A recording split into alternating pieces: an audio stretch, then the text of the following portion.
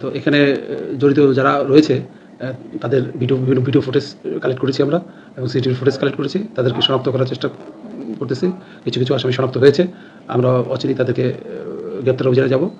এরা আসলে এই মিছিলের একটা অংশ ছিল। বাউল আবুল হোসেনকে গ্রেপ্তার করা হয়েছে, এই বিষয়ে কিছু কথা বলা দরকার আছে। প্রথমত দেখেন, কোনো কিছুর সমস্যার সমাধান হবে না মারামারি করে।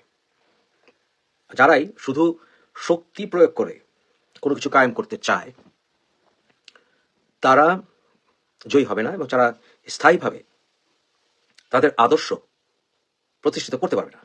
সারা দেশে বিশেষ করে ঢাকার আশেপাশে মানিকগঞ্জ এলাকাগুলোতে বাউলদের উপর এক ধরনের আক্রমণ।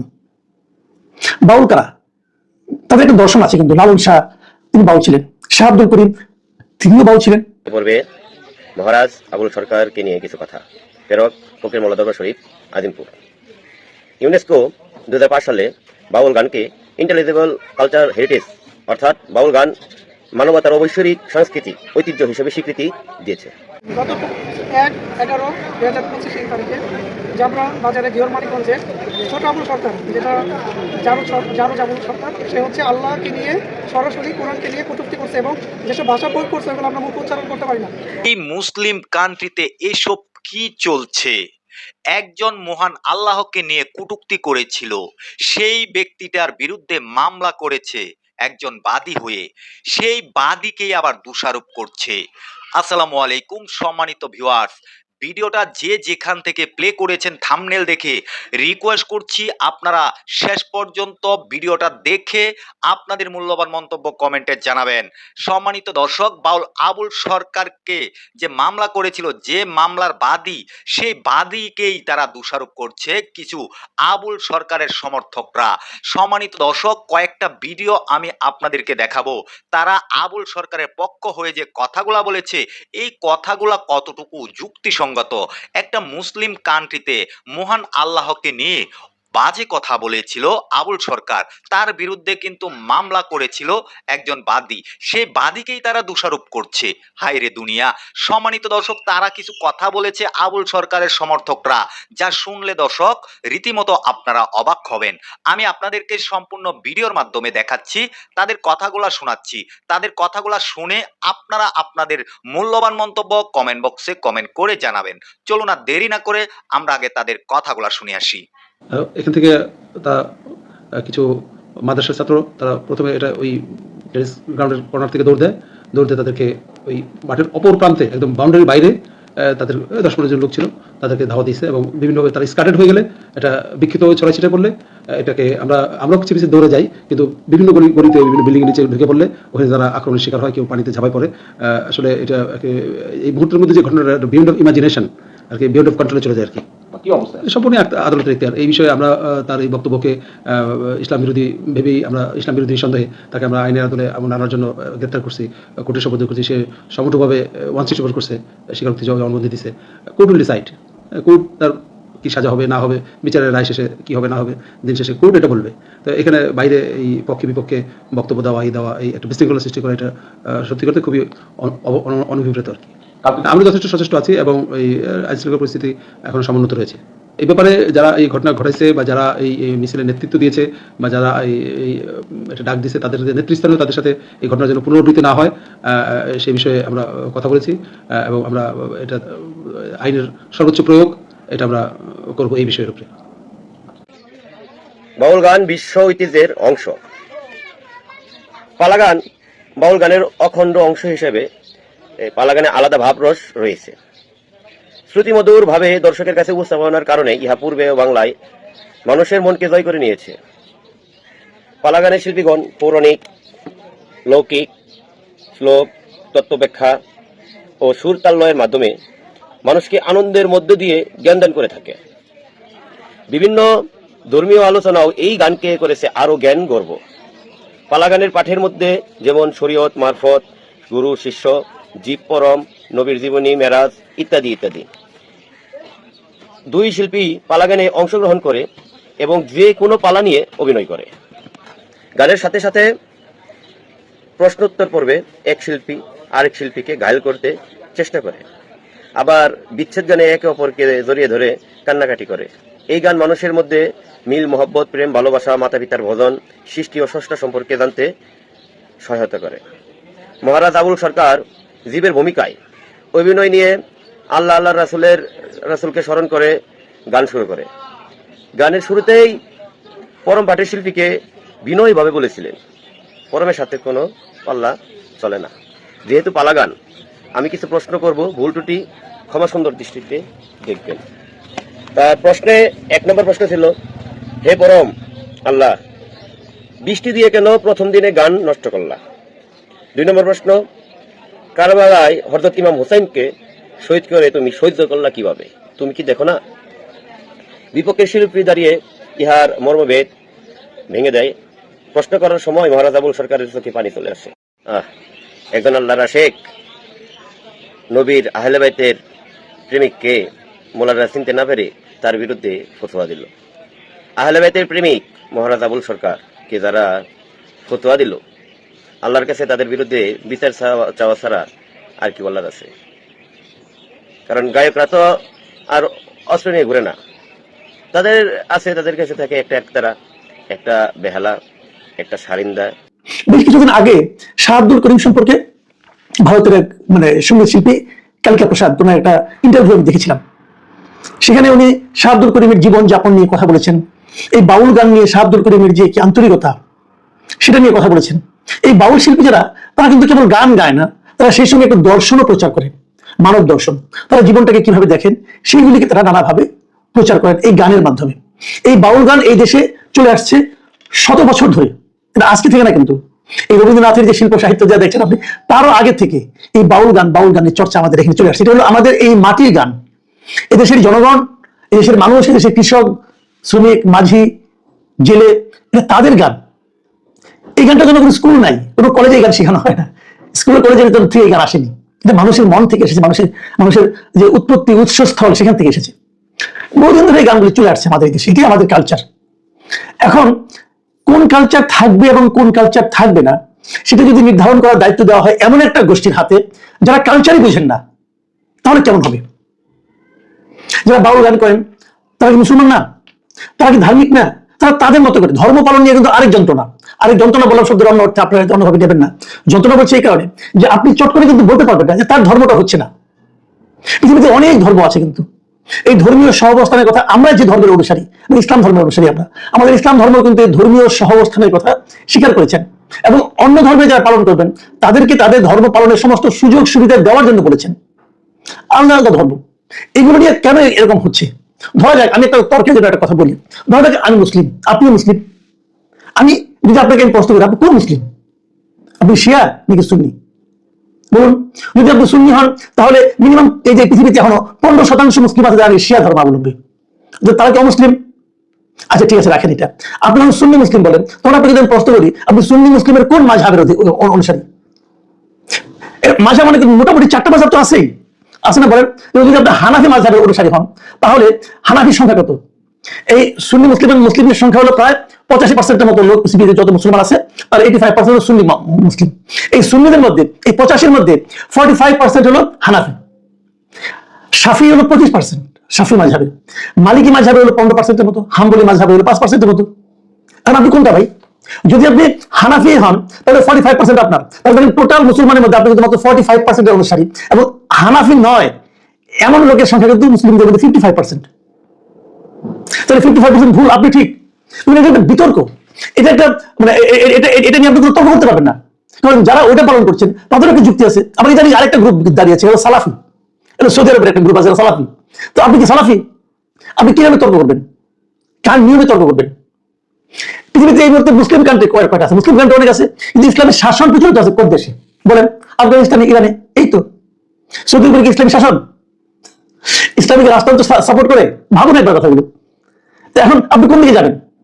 সৌদি, আপনি যদি ইরানে যান, ইরান শিয়া মুসলিম, আর আফগানিস্তানে সুন্নি, কোনটা ঠিক? তো এগুলো একটা বড় বিতর্ক ভাই। এই বিতর্কের সমাধান করতে পারবো। আচ্ছা, আমরা বাংলাদেশের প্রেক্ষিতে আলাপ করি। বাংলাদেশের মুসলিম অনেকগুলো আছে, অনেকগুলি বলবেন কি? অনেকগুলি না, একগুলি, একটাই মুসলিম। ঠিক আছে, একটাই মুসলিম মানলাম। তা হাফিজি আপনার হেফাজতে ইসলাম যারা আছেন, তারা কি জামাতে ইসলামের কে স্বীকার করেন? তারা বলেন জামাতে ইসলাম করলে নাকি ইমানি চলে যাবে। এই হেফাজতে ইসলামের মামলাটা বলেন। তো আপনি কি হেফাজতপন্থী নাকি জামাতপন্থী? আবার এর বাইরে আছে একটা পীরপন্থী, যেমন ইসলামী আন্দোলন যেটা তার মনে পীর, ওরা তো পীরপন্থী। জামাত ইসলাম কি পীরতন্ত্র স্বীকার করে? মাজার ভাঙতেছে কারা? মাজার কারা ভাঙতেছে? বাজার যারা ভাঙছে তারা কোন লাইনের লোক? তারা তো হেফাজত ইসলামের লাইন, তারা তো চরমনাই লাইনের লোক না, তারা জামাত লাইনের লোক। তাহলে এখানে আপনি এখানেই ধরেন, এখানে আপনি কোনটা মানবেন? ইদানিং আরেকটা আমরা দেখতে পাচ্ছি, বিভিন্ন ইউটিউবে আপনি দেখবেন অনেক ইসলামিক স্কলার বক্তৃতা করেন, অনেক নাম করা স্কলার আছে। যেমন আজহারি সাহেব একজন আছেন, খুব নাম করা এবং খুব ইংরেজি বাংলা আরবি মিলাই মিশিয়ে অনেক বক্তৃতা করেন, খুব জ্ঞানী লোক। তাহারি সাহেব একজন আছেন, আবার এনায়েতুল্লাহ আব্বাসী নামে একজন আছেন। এখন আপনি কোনটা শুনবেন? এনায়েতুল্লাহ আব্বাসী যেটা বলেন, আজহারি সাহেব সেটা বলেন? ভাবুন আপনি কোনটা? ভাই এরকম যদি আপনি ধরতে থাকেন না, তাহলে আপনি ঝামেলা পড়ে যাবেন ভাই। কাজে আপনার যেটা বিশ্বাস হয়, আপনার যে জ্ঞান, আজকে আপনার যে জ্ঞান, আপনি এই জ্ঞান দিয়ে যেটাকে সঠিক মনে করেন সেটা পালন করেন। আগামীকাল কিন্তু আপনি জ্ঞানের পরিবর্তন হতে পারে। আগামীকাল হয়তো আপনি এনায়েতুল্লাহ আব্বাসীর একটা বক্তৃতা শুনে মনে হলো, আরে এটি তো ঠিক, তখন আপনি আজহারিকে বাদ দিয়ে এনায়েতুল্লাহ আব্বাসীর ওই কথা ফলো করবেন। আবার দুজন পরে এখান থেকে এটা হতেই পারে, এটা কিন্তু সমস্যা নাই, কারণ আপনি তো আপনার জ্ঞান দিয়ে চিন্তা করতেছেন। যে জিনিসটা আমি বুঝি না সেই জিনিসটা আমাকে বোঝানো লাভ নাই। ধরেন আমি উদাহরণ দিতে পারি, ক্লাস 5 এর একটা ছেলে খুব ভালো অঙ্ক পারে, তাকে যদি আপনি ম্যাথমেটিক্স এর মাস্টার্স ক্লাসে অঙ্ক বাইনা দেন, সে যত মেধাবী সেটা বুঝবে? সেটা বুঝবে না। সে যদি না বুঝে তাহলে কি মাস্টার্স অঙ্কটা ভুলে গেল? তাহলে তো হলো না। আমি আপনি ক্লাস 5 এর ছাত্র রে ভাই, আমি আপনি ক্লাস 5 এর ছাত্র। আর এনায়েতুল্লাহ আব্বাসী অথবা আজহারি সাহেব ওনারা মাস্টার্স স্টুডেন্ট ইসলামের ক্ষেত্রে, অথবা মাস্টার্স পাস করে গেছেন। ওনাদের অনেক কিছু আমরা এখন বুঝবো না, পরে বুঝবো। কাউকে অবিশ্বাস করার কোনো দরকার নাই। আপনার জ্ঞান বুদ্ধিতে যতটুকু কুড়ায় ততটুকু করেন।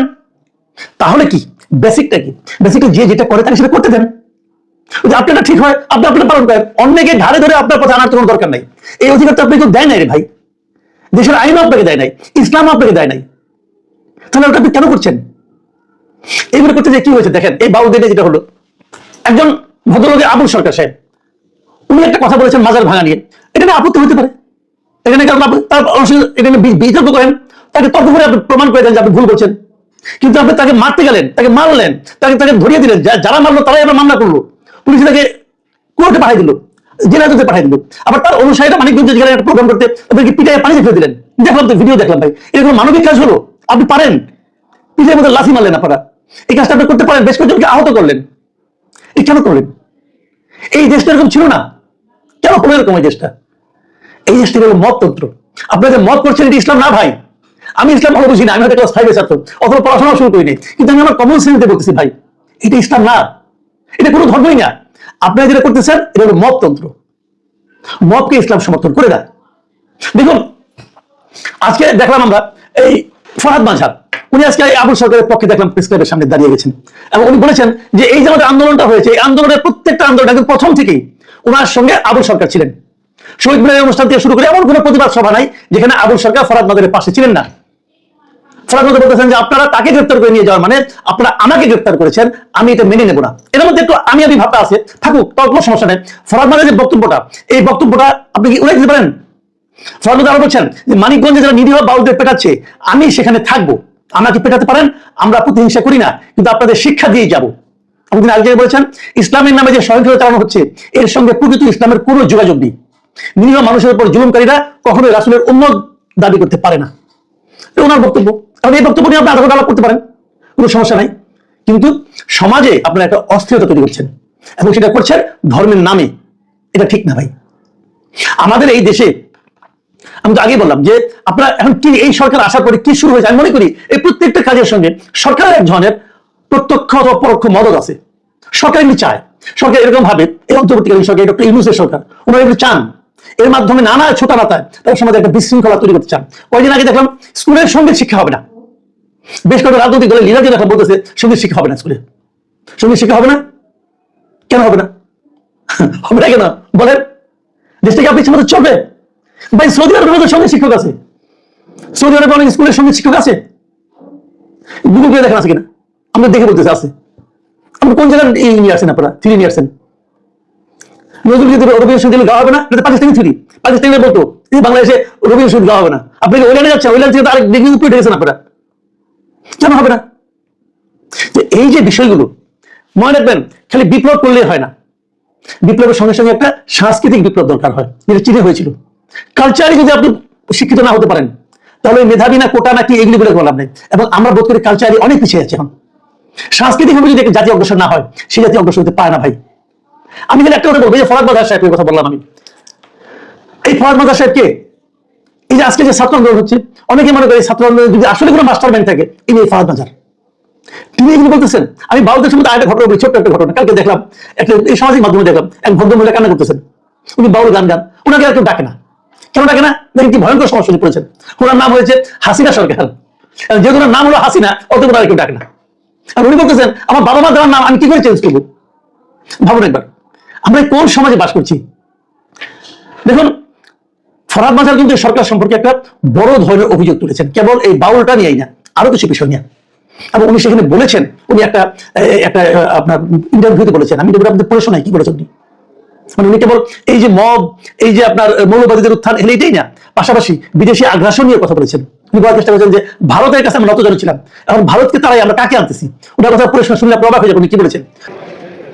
যার কারণে আমরা এখন অবস্থান নিচ্ছি, তার বিরুদ্ধে আমরা আইনি পদক্ষেপ নিচ্ছি। আমরা চাচ্ছি যে তার সর্বোচ্চ শাস্তিটা হোক। সে সর্বোচ্চ শাস্তিটা বলতে তার মৃত্যুদণ্ড দেওয়া হোক বা ফাঁসি দেওয়া হোক, সেটা প্রকাশ্যে দেওয়া হোক, যাতে যত প্রকার বাউল সম্রাটরা আছে তারা গান গানের মাধ্যমে যে মানুষকে ইমান হারা করতেছে সেটা যেন আর না করতে পারে, এটা যেন পুনরাবৃত্তি না ঘটে। আমরা এই জন্যই এখানে অবস্থান নিচ্ছি। যে কথাগুলো বলছে, আমি আসলে ভিডিওটা আমিও দেখেছি। উনি যে কোরআনের হাদিসেরই উদ্ধৃতি দিয়েছে, জাওয়ালুমা খলাকা বিনুরিহি, মানে উনি যে বিষয়গুলো আলোচনা করেছে, ও যে হাদিসের এবারতগুলো বলতেছে, এবারতগুলো সাধারণত শুদ্ধ না। কোরআন হাদিস সম্পর্কে এরকম অজ্ঞ ব্যক্তি, জাহেল ব্যক্তি কোরআনের তাত্ত্বিকপূর্ণ আলোচনা ও করতে পারে না। ও নিজের এই কোরআনের একটা আয়াত শুদ্ধ করতে পারে না। ও আল্লাহর কথার ইশারা কি বুঝবে? আমরা জানি কোরআনের কিছু আয়াত আছে, হাদিসের কিছু কথা আছে যেগুলো সাধারণ মানুষ বুঝতে সক্ষম নয়। আলেমরা, বিজ্ঞ আলেমরা সেটা নিয়ে গবেষণা করে এবং অনেক তাফসিরের ব্যাপারেও মুফাসসিরিন কিরাম বলছেন যে, শেষমেশ বলছেন যে এটার ব্যাখ্যা আল্লাহ তাআলাই কি জানেন, ভালো জানেন।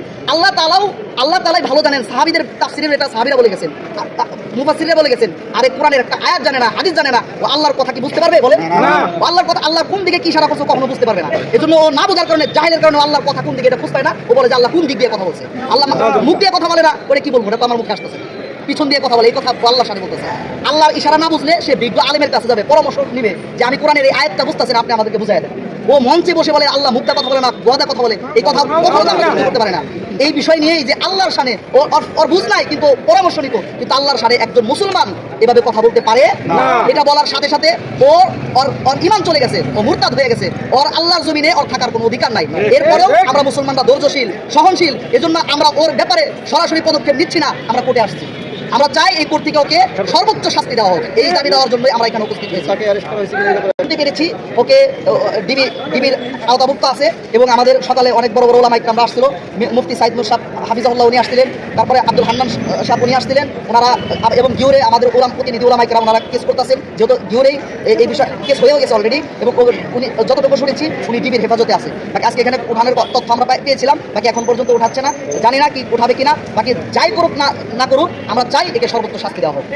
এর শাস্তি যদি প্রশাসন না করে, তৌহিদ জনতা এটা কখনো মানবে না। তার এই কথাটা বলাটা কোন যুক্তি হতে পারে যে আল্লাহকে গালি দেয়, আল্লাহর ব্যাপারে এই কথা বলে, এটা কত যুক্তিশীল হতে পারে? একজন হিন্দু কিন্তু এই কথা কখনো বলতে পারছে না, অথচ ওর মুক্তি মুসলমান দাবি করে নিজে। উনি যা বাকি আমরা সবচেয়ে যেটা চাচ্ছি, একে যেন সর্বোচ্চ আইনের ব্যবস্থা করে একে যেন ফাঁসিতে ঝোলানো হয়, আমাদের হৃদয় রক্তক্ষরণ যেন বন্ধ। মুসলমানরা শুধুমাত্র শক্তি প্রয়োগ করে মক্কা জয় করেনি, সেখানে ইসলামের যে বিশ্বাস, সেই বিশ্বাসটাই মূলত কাজ করেছে। অর্থাৎ বিশ্বাসটা আক্রমণের মুখে পড়েছিল এবং সেই বিশ্বাস প্রচারের অধিকার দেয়া হচ্ছিল না মক্কায়। এই জন্যই তাদের অধিকার রক্ষার উদ্দেশ্যেই অস্ত্র ধারণ করতে বাধ্য হয়েছিল মুসলিমরা। এবং সেখানে আপনারা জানেন, পরবর্তীতে ইসলামী শাসন যখন বিশ্বে ছড়িয়ে পড়ে, প্রথম দিকে ঝামেলা হলেও আমরা দেখেছি পরবর্তীতে অটোমান বিভিন্ন সাম্রাজ্যেও তৎকালীন স্ট্যান্ডার্ডে অন্যান্য অমুসলিমদের যথেষ্ট অধিকার দেওয়া হয়েছিল, যেটা আস্তে আস্তে আধুনিক বিশ্বে আরো উন্নত দেশগুলিতে প্রতিস্থাপিত হয়। তাই মতবাদের টলারেন্সের সূচনা করেছিল মুসলিমরা, অন্তত ওই অঞ্চলে। তাই আপনার মতবাদ যদি সত্য হয়, আপনার মতবাদ যদি যৌক্তিক হয়, আপনি ভিন্ন মতবাদ শুনলে মূর্ছা যাবেন না, এবং সেটা প্রচার করলেও সেটা যদি সন্ত্রাসী মতবাদ না হয়, সেটা প্রচার করলেও আপনার কোনো আসবে যাবে না। এবং সেটা যদি সন্ত্রাসী ধরনের মতবাদ হয়, সেটাকেও আপনি শক্তি প্রয়োগের সাথে সাথে আইডিওলজিক্যালি সেটাকে ধ্বংস করতে হয়। শুধু বল প্রয়োগে কখনোই কোনো কিছু স্থায়ী হবে না। বাউল আবুল হোসেনের একটি কথাকে কেন্দ্র করে মূলত যা আমি বুঝতে পেলাম, যে তাকে গ্রেপ্তার করা হয়েছে এবং তার ভক্তদের উপর আক্রমণ করা হয়েছে, তাদেরকে নানানভাবে অপমান করা হচ্ছে। কিন্তু এই বিষয়টাকে আমরা থিওলজিক্যালি আলোচনা করি না কেন, আলোচনা করতে ভয় পাই কেন? মূল কারণটি কোথায়? প্রথমত, বাউলদের পক্ষে একটি কথা বলে নিতেই হয় যে বাউলরা কিন্তু অস্ত্র ধারণ করে না, তারা কিন্তু খুন খারাপি করে না, জোর করে আপনার ঘাড়ে তাদের মতবাদ, তাদের চিন্তা ভাবনা চাপিয়ে দেয় না। এই কথাটা আপনাকে স্বীকার করতে হবে, বাউলদেরকে আপনি পছন্দ না করলেও। আমাদের ভেতরে একটি টেন্ডেন্সি আছে সবকিছুকেই প্রাচীন শব্দের ব্যাখ্যা দিয়ে বোঝার চেষ্টা করি। আমাদের ভেতরে টেন্ডেন্সিটা আছে অনেক। যেমন পশ্চিমারা ক্রিসমাস পালন করে, অনেকে বলে এই ক্রিসমাসের সাথে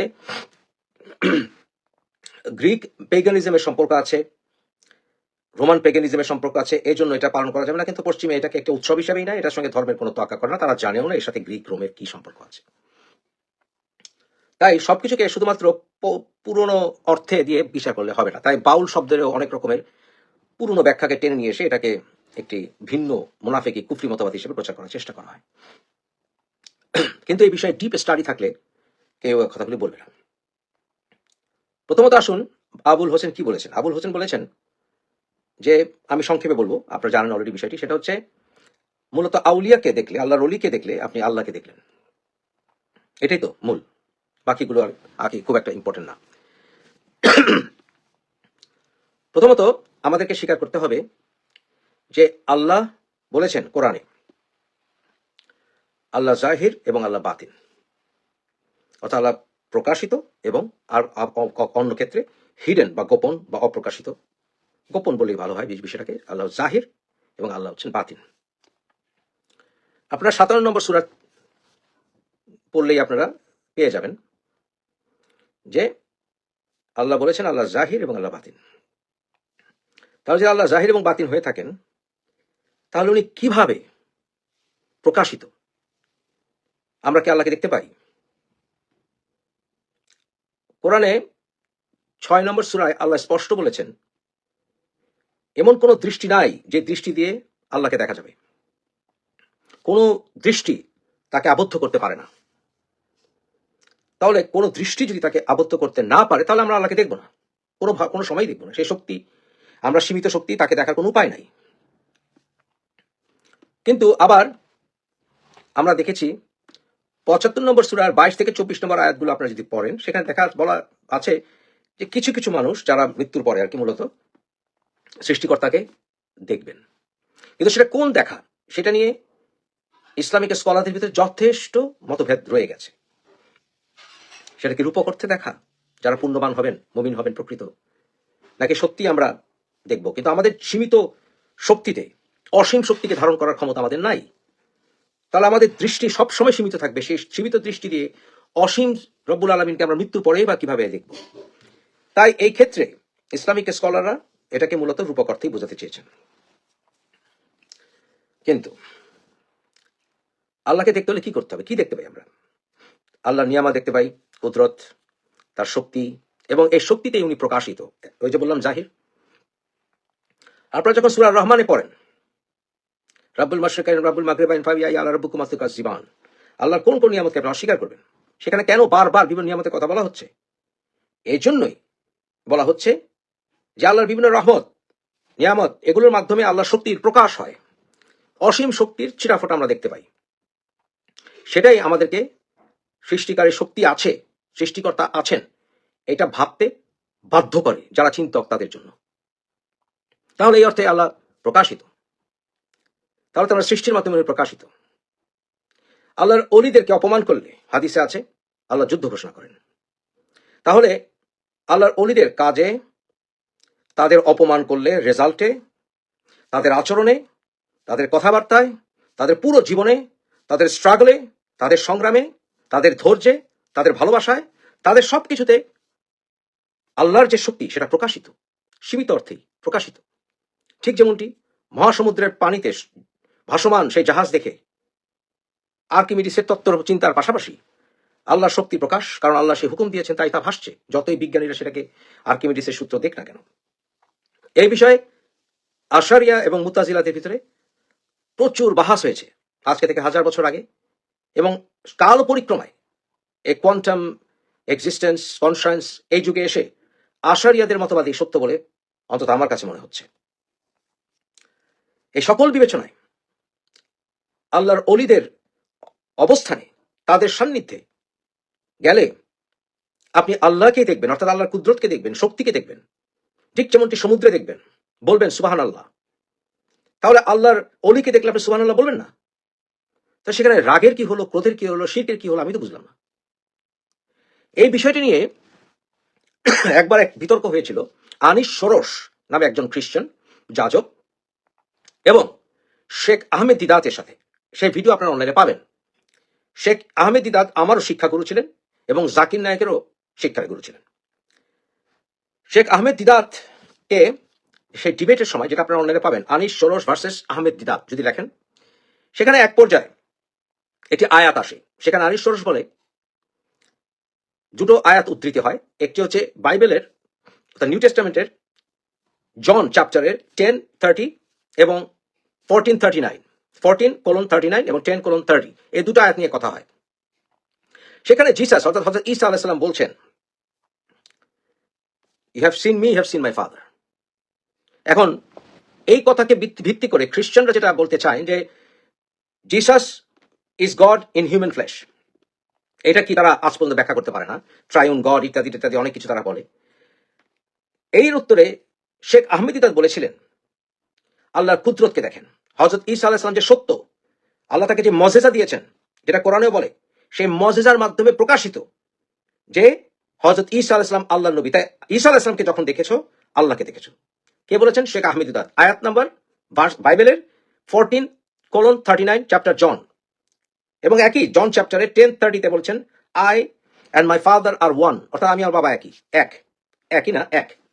তখন এর উত্তরে শেখ আহমেদ দিদাত আবার বলেছিলেন, they are one in purpose, one in purpose, উদ্দেশ্যে তারা এক। জিসাস বলেছিলেন, I of myself do nothing, whatever my father tells me I do it. এটা হাদিসে আপনি পাবেন, হযরত সাল্লাল্লাহু আলাইহি ওয়াসাল্লাম সকল নবীরা একই কথা বলেছেন, আল্লাহ আমাকে যা বলেন আমি তাই বলি, আল্লাহ আমাকে যা বলতে পারেন আমি তাই বলি। তাহলে প্রশ্ন, রসুলদের কথা শুনছেন মানে আল্লাহর কথা শুনছেন, আল্লাহর ওলিদের কথা শুনছেন তো আল্লাহর কথা শুনছেন, আল্লাহর ওলিদের মজেজা দেখছেন তো আল্লাহ মজেজা দেখাচ্ছেন। তো এই কথাটা বলায় শিরক, মুশরিকি, মুনাফিকি কিভাবে হয় অন্তত আমি বুঝতে পারি না। এখন হাজারটা মানুষ আবুল হোসেন বা তার ভক্তদেরকে যতই অপমান করুক, এই সিম্পল আর্গুমেন্টটাকে ভেঙে দিতে শেষ হয়ে যায়। আমরাও বুঝি এর কাউন্টার আর্গুমেন্টটা কি।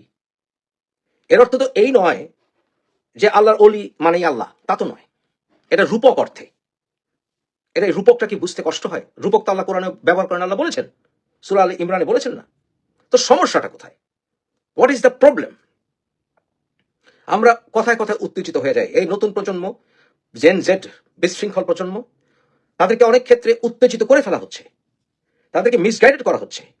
এই বর্তমানের এই তথাকথিত আধুনিক এবং এই ইন্টারনেটের যুগে মানুষকে খুব সহজেই উস্কে দেওয়া যায়, কারণ মানুষকে অস্থির করেছে ইন্টারনেট। মানুষ শুধু মানে ইয়াং পোলাপান শুধু স্পোরেডিক ইনফরমেশন কালেক্ট করে, কিন্তু তারা ডিপ থিঙ্কিং করতে পারে না, কারণ তাদের ব্রেনকে অস্থির করে ফেলেছে। আমি ম্যানুয়াল যুগের মানুষ, সাদা কালো টিভি দেখে ছোটবেলায় পার করেছি। এরপর আমরা ধৈর্য শিখেছি, সারা সপ্তাহে শিশু অবস্থায় একটি কার্টুন দেখতাম। তারপরে এলো রঙিন টিভি, তারপরে এলো VHS, তারপরে এলো আপনার ওই কি বলে সিডি প্লেয়ার, তারপরে এলো ইন্টারনেট, তারপরে আমরা দেখলাম সেই চ্যাট বক্স, হ্যাঁ, টি করে ইন্টারনেট হতো। তারপরে আমরা দেখলাম সোশ্যাল মিডিয়া, তারপরে আমরা দেখলাম ইউটিউব, তারপরে এখন দেখছি আমরা আর্টিফিশিয়াল ইন্টেলিজেন্স। আমাদের যাদের একটু বয়স হয়েছে, আমরা ধৈর্য ধারণ করতে শিখে বড় হয়েছি, আমরা বই পড়ে বড় হয়েছি। বর্তমান প্রজন্ম এত অস্থির হলে তাদেরকে মিসগাইড করা, কুপমণ্ডুক যারা, যারা পড়াশোনা করে না, যারা ক্ষমতালোভী, যারা সমাজকে উস্কে দিয়ে ফায়দা নিতে চায়, আলটিমেটলি তাদেরই লাভ হচ্ছে। আমাদের নতুন প্রজন্ম অস্থির হয়ে ধ্বংস হয়ে যাচ্ছে, আমাদের সাহিত্য সংস্কৃতি সব ধ্বংস হয়ে যাচ্ছে। বাউলদের যে যে মারেফাতি চিন্তা ভাবনা, ওগুলোকে অপমান করা হচ্ছে, আউলিয়াদের মাজার ধ্বংস করা হচ্ছে। সম্মানিত দর্শক, এই যে কথাগুলা শুনেছেন তাদের কথা হচ্ছে বাউলকে কেন গ্রেফতার করেছে, বাউলের নামে কেন মামলা করেছে, সে তো বাউল। সম্মানিত দর্শক, আপনারা যে তাদের কথাগুলা শুনেছেন, তারা যে কথাগুলা বলেছে, বাউলদের হয়ে কথা বলেছে, বাউল আবুল সরকারের সমর্থক হয়ে কথা বলেছে, সেটা দর্শক আপনারা কিভাবে নিচ্ছেন? এটা আদৌ কি তারা ঠিক করতেছে কিনা সেটা আপনারা কমেন্ট বক্সে কমেন্ট করে জানাবেন। সম্মানিত দর্শক, ভিডিওটা সর্বোচ্চ পরিমাণ শেয়ার করে সবাইকে দেখার সুযোগ করে দিবেন। সবাই ভালো থাকবেন, সুস্থ থাকবেন। পরবর্তী কোনো একটা ভিডিওতে আপনাদের সাথে দেখা হবে। আসসালামু আলাইকুম।